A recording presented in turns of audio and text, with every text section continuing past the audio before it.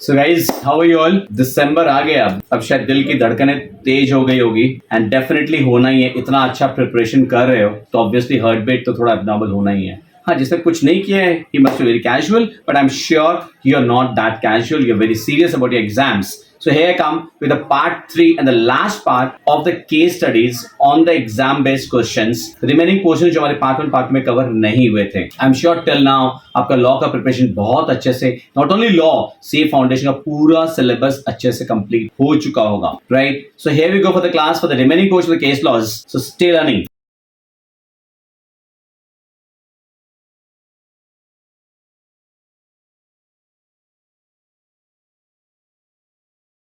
Case studies का अपना पहला 2 चैप्टर तो हो ही गया था, Indian contract act and sale of goods act और पार्टनरशिप का क्वेश्चन नंबर 3 तक हो गया था लास्ट क्लास से अपना, राइट? अब अपना question number 4, mister ABC associates a partnership firm since 1990. Mister A, B and C were partners in a firm since the beginning. Mister A being a very senior partner age at 78 years transfer his share in the firm to his son mister Prateek, a chartered accountant. Transfer किया है, right? मतलब एक partner अपना rights किसी को transfer किया, अपने बेटे को ट्रांसफर किया, किसी को ट्रांसफर करेगा. B and C not interested that mister Prateek join them as a partner, मतलब एडमिशन पार्टनर नहीं हो पा रहा है. After some time mister Prateek उसको जो ट्रांसफर इधर felt that the books of accounts were displaying only a small amount of profit despite a huge turnover.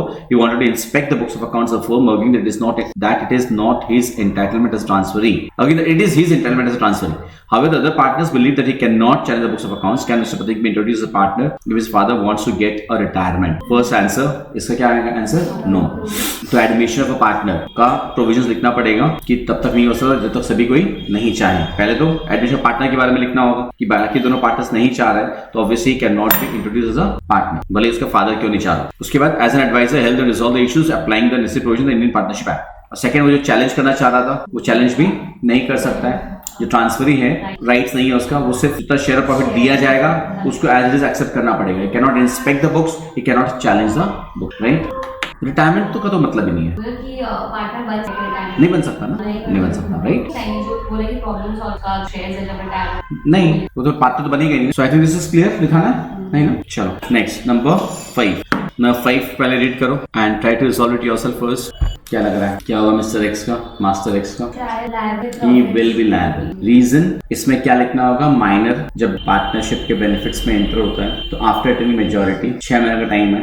Within 6 months, he have to elect that whether he wants to continue as a partner or not, and he have to give a public notice to this effect. If he fails to give a public notice, he will be deemed to have become a partner from the expiry of that period of 6 months. 6 महीने के बाद से मान लिया जाएगा partner बन चुका, and he will be liable to all the third parties as if he is a full-fledged partner.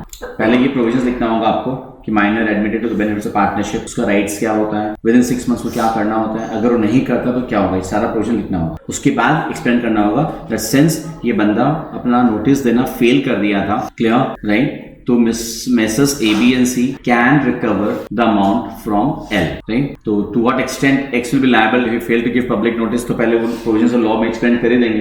And since he fail to give the public notice from the expiry of 6 months, he will be liable. Or can Mr. recover the debt? Yes, he can recover to the extent of his share, right? नहीं देखो तो उसको जो भी share रहेगा बस वही, right? जैसे कि किसी और पार्टनर से रिकवर कर सकता है वो इससे भी रिकवर कर सकता है. Yes, he can recover. Yes, clear ना? तो लिखाना ही है, नहीं ना? हो जाएगा. जो भी आपको नोट करना नोट कर लो फटाफट, जो भी नोट करना की पॉइंट्स नोट कर लो.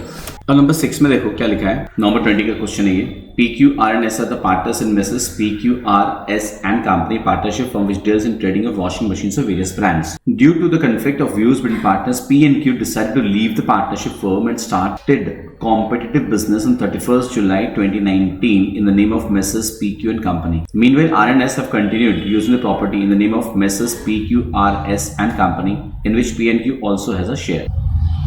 मतलब पार्टनरशिप फर्म था, आपस में डिस्प्यूट हुआ, 2 पार्टनर अलग होकर के अपना बिजनेस चालू कर लिए, competing business in the name of messrs PQ and company. बाकी दोनों पार्टनर्स आरएनएस जो थे वो लोग मेसर्स पीक्यूआरएस के नाम से बिजनेस कैरी ऑन कर रहे थे, जिसमें ऑलरेडी पी एंड क्यू का शेयर है. Based on the facts explain in detail the rights of outgoing partners as per the Indian partnership act 1932. तो पहले तो थ्योरी एक्सप्लेन करना साफ लिखी दी है. कौन सा? Rights of outgoing partner to carry on competing business. क्या आउटगोइंग पार्टनर अपना कॉम्पिटिंग बिजनेस कैरी ऑन कर सकते हैं या नहीं कर सकते हैं? नहीं कर सकते हैं for a reasonable time period, नहीं कर सकते हैं वो लोग, राइट? तो अपने वो प्रोविजंस लिखना पड़ेगा, ठीक है? And comment on the following: rights of P and Q to start a competitive business business, and दूसरा है rights of P&Q regarding their share in the property of Mrs. PQRS and Company, right? तो PQRS and Company में उनका जितना share है, they have the right to claim, हाँ है ना? They have the right to claim along with goodwill भी claim कर सकते हैं, goodwill का पैसा भी, because goodwill also property of the firm, clear? ये आपके स्टडी मैथ में पेज नंबर 3.38 में section 36 rights of outgoing partner to carry on competing business, right वाला क्वेश्चन लिखना होगा. An outgoing partner may carry on business competing with that of the firm and he may advertise such business but subject to contract. To the contrary, he may not use a firm name, represent himself as carrying on the business of the firm, or solicit the custom of persons who were dealing with the firm before he ceased to be a partner. तो outgoing partner competitive business carry on कर सकता है, लेकिन वो खाली firm का नाम use नहीं कर सकता, राइट? ऐसा रिप्रेजेंट नहीं कर सकता कि वो फर्म का बिजनेस कैरी ऑन कर रहा है एंड पुराने वाले फर्म के कस्टमर्स को सॉलिसिट नहीं कर सकता. तो यहाँ पे देखिए अगर तो PQRS फर्म का नाम था, इन लोगों ने फर्म का नाम अभी नया फर्म का नाम क्या रखा है? P&Q. तो ऑब्वियसली कर सकते हैं, राइट? बट साथ में क्या लिखना पड़ेगा? लोग पुराने फर्म के कस्टमर्स को सॉलिसिट नहीं कर सकते, राइट? ये चीज लिखना है. और प्रॉपर्टी को लेकर तो क्लियर है कि वो लोग अपना प्रॉपर्टी क्लेम कर सकते, ठीक है ना? कर सकते हैं अदर डिफरेंट नेम, तो डिफरेंट नेम से किए यहाँ पे लोग, सेम नेम से किए नहीं तो कर सकते हैं, राइट? लेकिन साथ में लिखना पड़ेगा पुराने फर्म के कस्टमर्स को सॉलिसिट नहीं कर सकते. तो ये 3 पॉइंट्स है, ये आपको मेंशन करना पड़ेगा पेज नंबर 3.38 में जो दिया हुआ है. क्लियर? अब क्वेश्चन नंबर 7 में 19 वाला पढ़ो अच्छे से and try to find out खुद कि कौन से प्रोविजन लॉ से रिलेटेड है एंड क्या वो एक्शन सही है या नहीं है. क्या समझ में कि ये कौन सा प्रोविजन से रिलेटेड है? एक्सपल्शन वो पार्टनर आए ना, तो एक्सपल्शन के लिए ना 3 पॉइंट्स मेन होते हैं कि एक्सपल्शन गुड फेथ में है, एक्सपल्शन हो रहा है विद द यूनानिमस कंसेंट, सबका कंसेंट, बाकी पार्टनर्स का कंसेंट से. एक्सपल्शन राइट उनके पार्टनर डीड में होना चाहिए एंड जिसको एक्सपेल किया जा रहा है उसको एक अपॉर्चुनिटी ऑफ बीइंग हर्ड दिया जाना चाहिए, which is called rules of natural justice.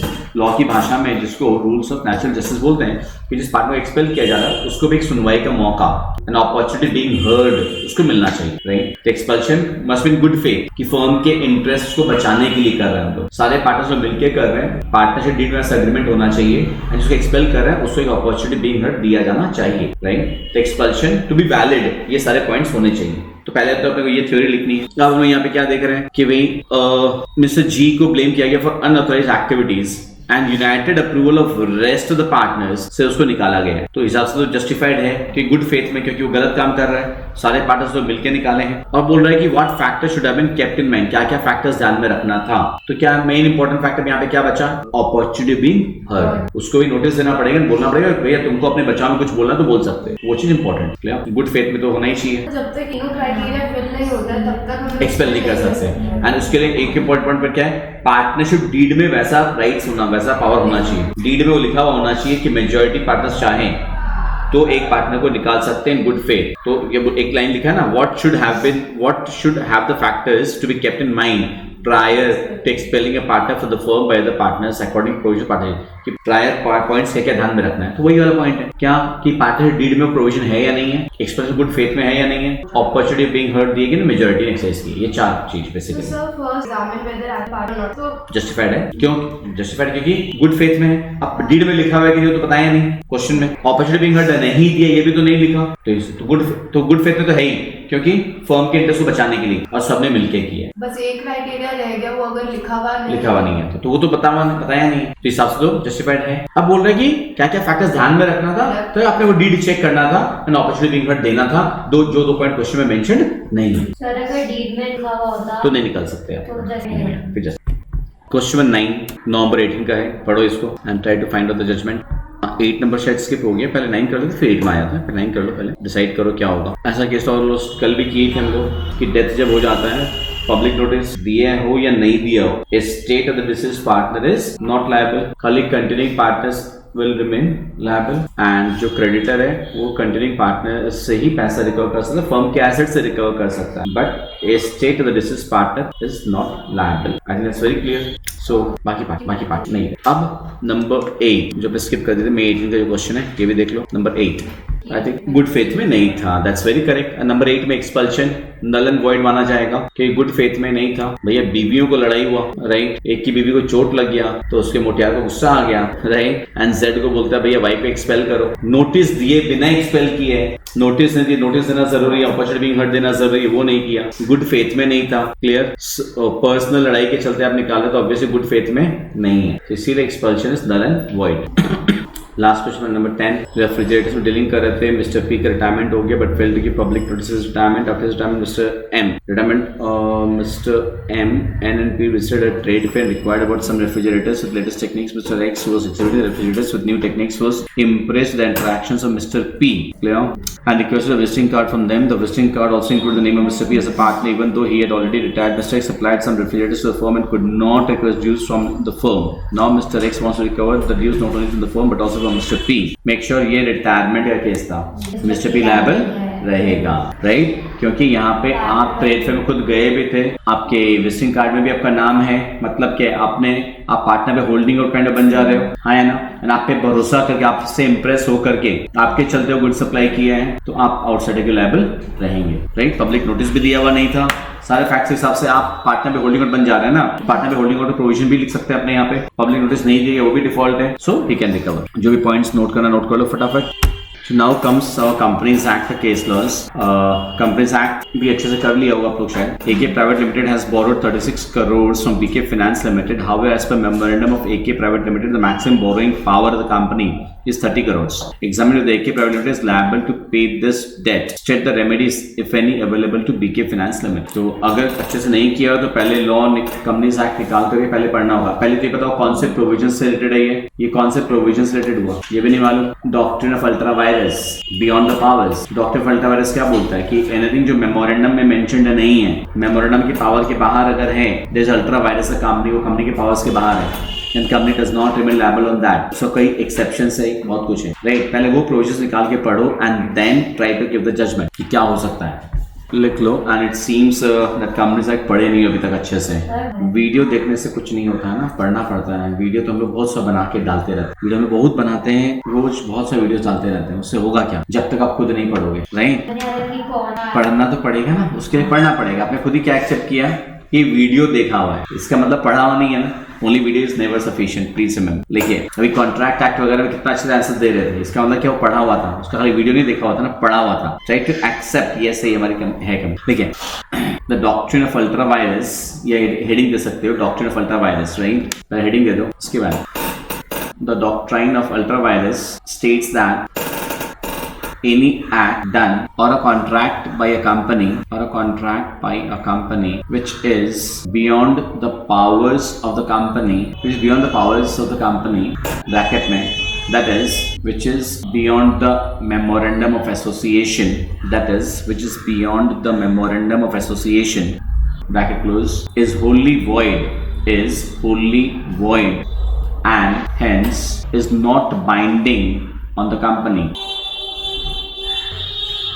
So the memorandum of association of a company is its charter, and it defines the charter of the company, and it defines the constitution and the scope of the powers of the company. Hence, any agreement ultra vires the company is null and void.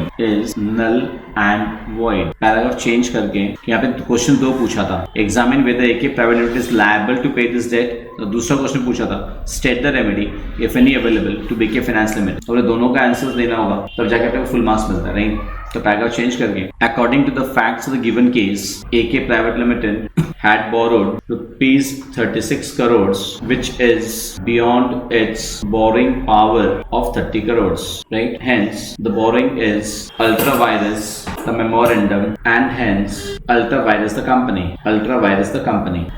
Therefore, AK Private Limited is not liable to pay the debt. AK Private Limited is not liable to pay the debt. कोई दिक्कत? Again paragraph change करके BK Finance के पास में क्या remedy available है, paragraph change करके according to the provisions discussed above, BK Finance Limited has no remedy against the company for recovery of the amount lent, LENT, for recovery of the amount lent. Full stop. However, BK Limited, BK Finance Limited may take action against the directors of AK Private Limited as it is a personal liability of the directors against the directors of the director so it is a personal liability of the directors to repay the amount. Clear? देख लो अच्छे से. And इसके अंदर company act अभी तक हुआ नहीं, तो एटलीस्ट 2 घंटा 3 घंटा टाइम देकर पहले उसको पूरा लर्न कर लो. हुआ नहीं कंपनी एक्ट. क्या होता है ना, memorandum of association and article association of public documents. इसीलिए आपने वो एक पढ़ा होगा, डॉक्ट्रिन ऑफ कंस्ट्रक्टिव नोटिस भी दिया हुआ है. डॉक्ट्रिन ऑफ कंस्ट्रक्टिव नोटिस बोलता है कि यार ये सब पब्लिक डॉक्यूमेंट्स है, पब्लिक डोमेन पे अवेलेबल है. आप किसी भी कंपनी का चाहो ना, आप मेमोरेंडम स्टडी कर सकते हो. आपको वाली एमसी के साइट पे लॉगिन करना है, 100 रुपया एक पेमेंट करना है सर, व्यू पब्लिक डॉक्यूमेंट बोलते हैं उसको. आप कंपनी का मेमोरेंडम को डाउनलोड कर सकते हैं. आप उस कंपनी से डीलिंग करने से पहले मेमोरेंडम को पढ़ लो. अब आप नहीं बोल सकते मैंने नहीं पढ़ा है, हम पढ़े लिखे नहीं हैं, हमने स्किप कर दिया, कोई काम नहीं है. डॉक्यूमेंट कंस्ट्रक्टिव नोटिस यही बोलता है कि जो भी चीजें पब्लिक डोमेन में है, जैसे कंपनी के डॉक्यूमेंट्स, वो सब ने पढ़ लिया है एंड पढ़ के ही आप कॉन्टैक्ट, इसीलिए आपको अपना पैसा वापस नहीं मिलेगा. सेकंड क्वेश्चन देखिए, दिसंबर 21 में आया, सेम ईयर में आया हुआ है. स्टडी दिस क्वेश्चन एंड बताइए ये होल्डिंग एंड सब्सिडियरी कंपनी से रिलेटेड है. ये सब कुछ शो कर रहा है कि आप लोगों ने नहीं पढ़ा अभी तक. रीजन आप एक बार भूल जा रहे हैं. देखिए क्वेश्चन को देखिए ध्यान से. यहाँ पे सब्सिडियरी एंड होल्डिंग से रिलेटेड है. बीसी प्राइवेट लिमिटेड का एक सब्सिडियरी है KL private limited. BC private limited hold कर रखा है 90,000 शेयर्स पीक्यू प्राइवेट लिमिटेड का. उसका सब्सिडियरी होल्ड कर रखा है 70,000. तो दोनों तो बाप बेटा ही है, होल्डिंग एंड सब्सिडियरी. एंड दोनों मिलाकर के पीक्यू का 1,60,000 शेयर्स होल्ड करके रखा है, विच मोर देन 50% हो गया ना. बात समझो आप. BC private limited is a holding company of KL private limited. पहली बात तो हाँ या ना, आया ना. एंड होल्डिंग का कंपनी का पावर चलता है सब्सिडियरी पे, तो सब्सिडियरी जो होल्ड कर रहा है वो भी तो काउंट होगा ना. दोनों जन मिल करके 160 होल्ड करके रखा है, तो obviously PQ private limited is a subsidiary of BC private limited, या rather BC private limited is holding company of PQ private limited. समझ में आ रहा है. सेकंड केस क्या बोल रहा है कि BC private limited PQ private limited कोई भी शेयर होल्ड नहीं करके रखा है, लेकिन केएल लिमिटेड 1,60,000 पूरा होल्ड कर रखा है. तो KL is a holding company of PQ private limited. KL holding हमने पीक्यू हो गया क्योंकि मोर देन 50% होल्ड कर रखा है. And KL is a subsidiary of BC. तो ultimately PQ private limited is a subsidiary of BC, और other BC is a holding of PQ, क्योंकि सब्सिडी के थ्रू होल्ड करके रखा है ना. बाप बेटा वाला कॉन्सेप्ट जो बताए थे, बाप बेटा पुता वाला कॉन्सेप्ट. अगर ए लिमिटेड बी का होल्डिंग कंपनी है, मतलब बी सब्सिडियरी है ए का, और बी का सब्सिडियरी अगर सी है, तो ultimately C is a subsidiary of A. इसमें क्या करना पड़ेगा आपको, तो पहले लिखना पड़ेगा दैट होल्डिंग और सब्सिडियरी कंपनी एक दूसरे का कब होता है, जब या तो मोर देन 50% शेयर्स होता है, या जब मेजॉरिटी डायरेक्टर्स अपॉइंट कर सकता है, या फिर ये वाला चेन होल्डिंग वाला कॉन्सेप्ट जहां पे बाप बेटा वाला रिश्ता है, पोता वाला रिश्ता, राइट. वो मेंशन करने के बाद में दोनों सिचुएशन में ही ultimately PQ private limited is a subsidiary of BC private limited. दोनों की सिचुएशन में अलग अलग पैराग्राफ बना के एक्सप्लेन करना होगा, राइट. लिखाना है या हो जाएगा. तो की पॉइंट्स जो भी नोट करना नोट कर लो फटाफट. नंबर 3 पढ़िए, ये बहुत इजी है. ये भी rate number 3, let's write decision. तो पहले में क्या करना होता है, गवर्नमेंट कंपनी होने का क्राइटेरिया स्पेसिफाई करना है कि 50% या मोर शेयर्स या तो सेंट्रल गवर्नमेंट होल्ड करके रखा है, या स्टेट गवर्नमेंट, या मिक्सचर भी चलता है, राइट. यहाँ तो मिक्सचर है ना. कैसे कि थोड़ा सेंट्रल गवर्नमेंट के पास में, थोड़ा स्टेट गवर्नमेंट के पास है, दोनों का मिला करके मोर देन 50% हो रहा है, तो it is a government company. Clear. तो पहले गवर्नमेंट कंपनी का डेफिनेशन, उसका क्राइटेरिया मेंशन करना है, उसके बाद में जजमेंट दे देना अपना. केस एक्सप्लेन करके, याद है ना, पहले लॉ फिर केस एक्सप्लेन करना फिर जजमेंट देना. 4 में चले.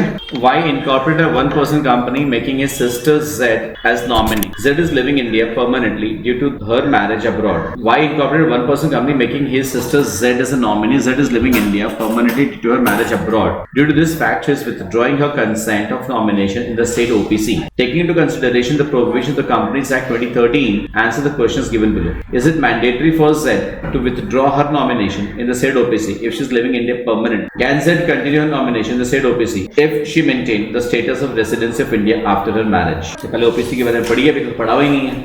पहले ओपीसी को पूरा गो थ्रू ये 5 मिनट के लिए, उसके बाद जजमेंट दीजिए. इसी बहाने ओपीसी का पढ़ना भी हो जाएगा, कंपनी जाके पढ़ना भी हो जाएगा. आप लोग पहले ओपीसी को पूरा पढ़ो पहले, फिर जजमेंट की तैयारी करो. सो आई होप पढ़ने का समझ में आया. दैट फर्स्ट केस में उसको विथड्रॉ करना पड़ेगा. क्यों? क्योंकि परमानेंट लीव कर रही है ना, रेसिडेंट होना जरूरी. जो नॉमिनी जो है वो इंडियन रेसिडेंट होना जरूरी है.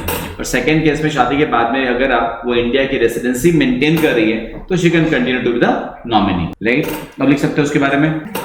The key point is reading and learning नहीं हुआ अभी तक, वो करना पड़ेगा आप लोग. की पॉइंट्स नोट कर लो, फिर नंबर 5 को सॉल्व करो. पहले की पॉइंट्स नोट करो, then number 5. Section 5 of Ma'am, this falls under doctrine of indoor management, which is an exception to the doctrine of constructive notice. Right? अगर दोनों provisions नहीं पढ़ा हुआ है, 5 minutes, pin of silence. First read doctrine of constructive notice and doctrine of indoor management. ठीक है?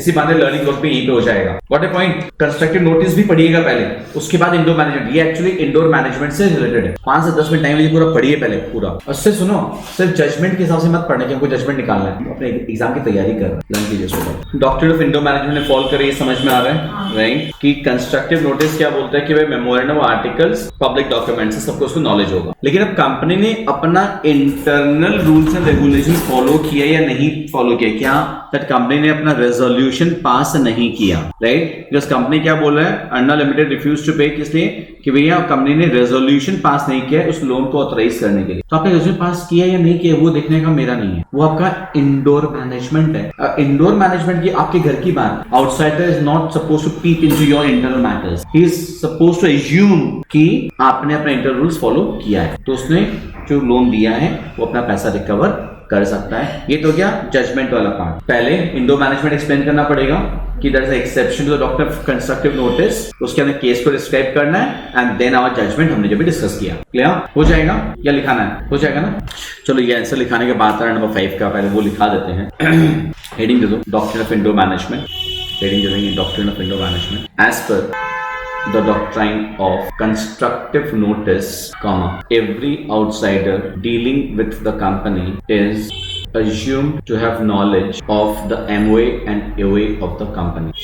However, the doctrine of indoor management is an exception to the above. According to this doctrine, any person dealing with the company is not supposed to inquire about the internal proceedings of the company. They are supposed to, they are entitled to assume that the internal proceedings have been complied with the company. Thus, this doctrine protects the outsiders from the company. It protects the outsiders, बस इतना ही. I got change. In the given case, since the articles and the AOA of Arna Limited empowered its managing agents to borrow loans on behalf of the company. एक काम करना, in the given case के अंदर आपने क्या लिखा था? Since लिखे थे ना? Since हटा दो, since को हटा देना, ठीक है? The AOA of empowers managing agents to borrow loans on behalf of the company, right? Full stop. Mrs. Anika, a director of the company, borrowed rupees 18 lakhs from Quick Finance Limited.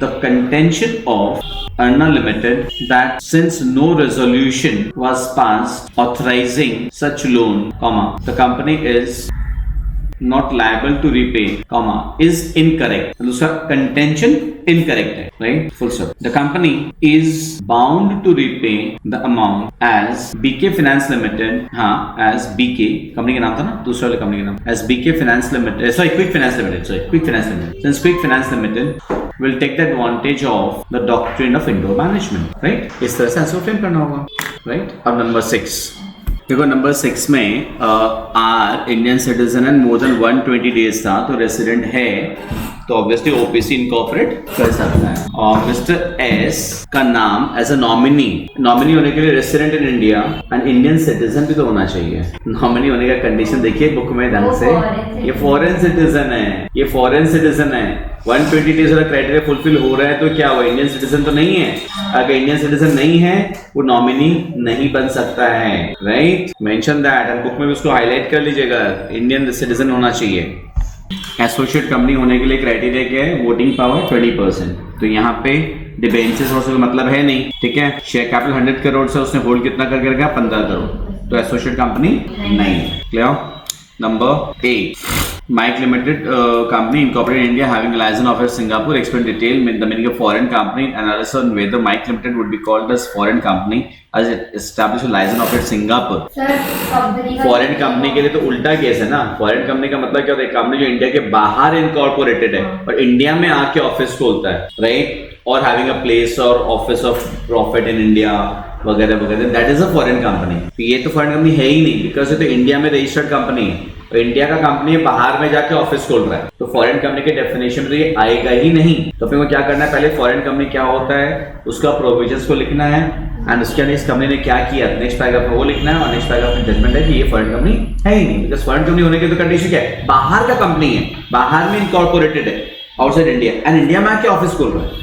ये तो reverse case है ना, ये तो India में, हाँ, but तो हमको तो उससे मतलब नहीं, हमको तो इंडिया से मतलब है, ये तो इंडियन कंपनी है ना, बिकॉज इनकॉर्पोरेशन इसका कहाँ पे हुआ है, इंडिया में हुआ है। Clear? Number 9, Sound Syndicate Limited, a public company. Its articles association empowers the managing directors to borrow both short and long-term loans on behalf of the company. लिख रहे हो क्या पहले? कोई बात नहीं, पहले लिख लो, उसके बाद आ जाता 9 में। डॉक्ट्राइन ऑफ इंडो मैनेजमेंट से रिलेटेड है, हाँ या ना? तो लेंडर को तो इंक्वायर करने का जरूरत नहीं था, हाँ या ना? तो एज्यूम कर लेगा that internal rules and regulation follow हुआ है, सेम लाइंस पे है, कोई दिक्कत नहीं है। Number 10, Ravi Private Limited has borrowed 5 crores from Mudra Finance Limited. The debt is ultra virus for the company. Examine whether the एकदम सेम अल्ट्रा वायरस वाला है, एकदम सेम के रेमेडी क्या है, डायरेक्टर से रिकवर कर सकता है, कंपनी से रिकवर नहीं कर सकता।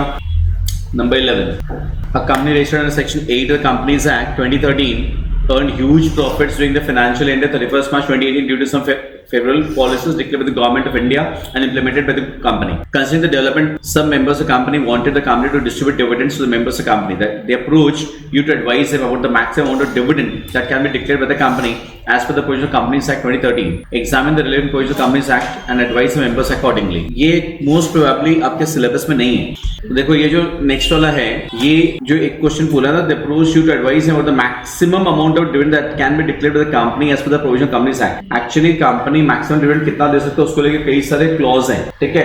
तो पास्ट ईयर्स के प्रॉफिट्स वगैरह पे और पे डिपेंड करता है, जो कि अपने करंट सिलेबस में नहीं है, राइट? तो करंट में अगर ये क्वेश्चन आ जाता है तो इक्विटी शेयरहोल्डर्स को company any amount of dividend दे सकता है, उसका कोई लिमिट तो है नहीं आप लोग के लिए, बट एक्चुअल में लिमिट्स होता है जो कि 3 कंडीशंस होता है, पास्ट 3 साल के प्रॉफिट्स पे डिपेंड करता है, अगेन डिविडेंड देने के बाद में रिजर्व्स इतना फॉल नहीं हो जाना चाहिए, वो सब है, बट अपने सिलेबस में नहीं है वो। हाँ, तो इसको आप स्किप ही कर सकते हो, राइट? सो नंबर 12 में आ जाओ। नंबर 12 देखो, हाँ डॉक्टर ऑफ इंडो मैनेजमेंट के अंदर में फॉल करेगा, कोई दिक्कत नहीं है। तो मिस्टेक्स तो फ्री है, कंपनी का बोलना गलत है, right? That's it. Last question है 13 में आ जाओ। 13 में बोल रहे हैं लिमिटेड पब्लिक कंपनी था, 245 मेंबर्स है, directors and relatives 190, employees 15, ex employees shares allot हुआ जिसमें वो लोग एम्प्लॉइज थे 20, others 20, including 10 joint holders holding shares jointly in the name of father and son. The board of directors of the company proposed to convert into a private limited company. Advise whether the reduction in the number of members is necessary for such conversion. 245 members है total, ठीक है? और private limited होने के लिए कितने लोग चाहिए मैक्सिमम? प्राइवेट लिमिटेड कंपनी में maximum number of share holders कितने होने चाहिए? 200। बट 200 के काउंटिंग में किसको किसको नहीं लेते हैं? एक्स एम्प्लॉइज को नहीं लिया जाता है, करंट एम्प्लॉइज को भी नहीं लिया जाता। एक्स एम्प्लॉइज कौन? जो पहले शेयर होल्डर थे, अनुसार एम्प्लॉय भी थे, बाद में एम्प्लॉयमेंट तो छोड़ दी बट अभी भी शेयर होल्डर हैं, उनको काउंट नहीं करते हैं। करंट एम्प्लॉइज को काउंट नहीं करते हैं, एंड ज्वाइंट होल्डर्स में 2 नहीं, एक ही काउंट करते हैं। क्लियर? सो अब बताइए रिडक्शन जरूरी है या नहीं है? क्वेश्चन को पढ़िए अच्छे से। देखो जब आप कन्वर्ट करने जाओगे ना तो 190 डायरेक्टर्स एंड रिलेटिव्स को काउंट करना होगा, एम्प्लॉइज को काउंट नहीं करना है, एक्स एम्प्लॉइज को काउंट नहीं करना है। अदर्स में सिर्फ 10 ही तो काउंट करेंगे कि ज्वाइंट होल्डर्स है फादर एंड सन, तो 10 जन 10 इंटू 2 20 हो गए वैसे, बट ज्वाइंट होल्डर को एक ही काउंट किया जाएगा। सपोज आप और आपके हस्बैंड मिलकर शेयर होल्डर है तो 2 नहीं काउंट होगा, एक ही काउंट होगा, यहाँ भी एक, राइट? तो यहाँ पे 10, तो 190 प्लस 10 कितना हो गया? 200। तो बोल रहे हैं क्या नंबर ऑफ मेंबर्स रिड्यूस करना जरूरी है? आप क्या कर रहे हैं, अपनी पब्लिक कंपनी को प्राइवेट करने जा रहे हैं तो 200 बेसे नहीं होना चाहिए, राइट? यहाँ तो 200 है, मतलब रिड्यूस करने की जरूरत नहीं पड़ेगी। तो सर ये अदर्स में जॉइंट होल्डर भी आते हैं? हाँ 10 नहीं, यहाँ पे लिखा है ना इंक्लूडिंग 10 जॉइंट होल्डर्स लिखा है, इसलिए तो 190 तो डायरेक्टर्स रिलेटिव्स काउंट होगा, प्लस इधर से 10 काउंट हो रहा है 200। ये अगर 200 से बेसी होता तो अपने क्या लिखते हैं कि रिडक्शन जरूरी है, रिडक्शन के बिना कन्वर्जन पॉसिबल नहीं है। बट अभी आप जो कन्वर्ट करना चाहते हो you can convert it, right? Reduction में अलग हाँ, अगर मान लो 205 हो रहा है तो 5 रिड्यूस करना है आपने, राइट? तो हमने पूरा शो लगे कि एम्प्लॉयज काउंट में नहीं आते। हाँ बिल्कुल करना पड़ेगा ना, बिकॉज प्राइवेट कंपनी में मैक्सिमम लिमिट 200। पहले आपको क्या करना पड़ेगा, प्राइवेट कंपनी के बारे में बताना होगा। तो प्राइवेट कंपनी ऐसी कंपनी जिसमें मैक्सिमम मेंबर्स 200 के काउंटिंग में employees, current employees, ex employees who were share holders when they were employees and still have continued to be shareholders, वो चीज लिखना पड़ेगा। They are not counted. Joint holders में से एक ही काउंट होता है, वो पूरा मेंशन करना पड़ेगा। उसके बाद नेक्स्ट पैराग्राफ में लाना होगा इस केस में ये हो रहा है। क्लियर? सो केस स्टडीज यहाँ तक समझ में आया पूरा, लेकिन एक बार समझ लो, खाली केस स्टडीज का सोल्यूशन तो मिल गया, सोल्यूशन आगे समझ, लेकिन जो पोर्शन नहीं पढ़ा हुआ है, जो लर्न नहीं किया हुआ है, वो लर्न करना, रीडिंग करना बहुत ज्यादा जरूरी है। उसके बिना ढंग से, बिकॉज यही कई केस में जरूरी नहीं है, नया प्रोविजन से रिलेटेड आ सकता है, you have to read it and learn it. Clear guys? I hope the videos, all the 3 videos on case laws were up to your expectations. By now आपका preparations बहुत अच्छे से I'm sure complete हो गया होगा। Still, if you have anything left, if I can be of any help to you, leave a comment in the comment section and let me know कि आप क्या videos चाहिए, right? Any kind of videos you want, you can let me know. I'll be ready to, I'm really happy to help you in fact. And see you all in the IPCC classes. Love you all the best.